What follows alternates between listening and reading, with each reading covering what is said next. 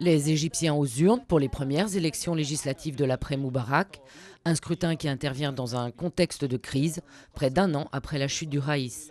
Ces derniers jours, les affrontements ont fait 42 morts et plus de 3000 blessés. Enfin sorti de l'illégalité, le mouvement des frères musulmans espère une victoire.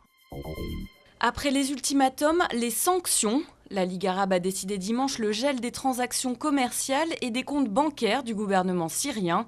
Le but, contraindre Damas à cesser la répression qui a déjà fait plus de 3500 morts.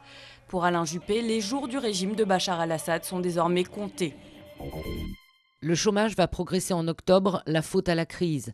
C'est Xavier Bertrand qui l'affirme. À quelques heures de la publication des chiffres, le ministre de l'Emploi se dit pessimiste pour les mois à venir.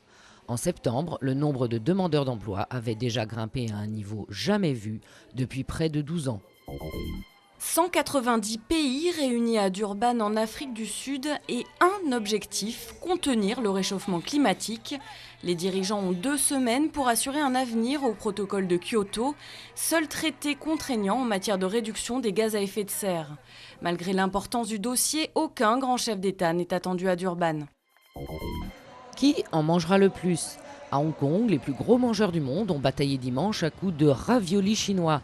Vainqueur de ce concours hors norme, un Américain, il a avalé pas moins de 225 bouchées. Son alter ego chez les femmes, une sino-américaine, s'est, elle, contentée de 178 raviolis.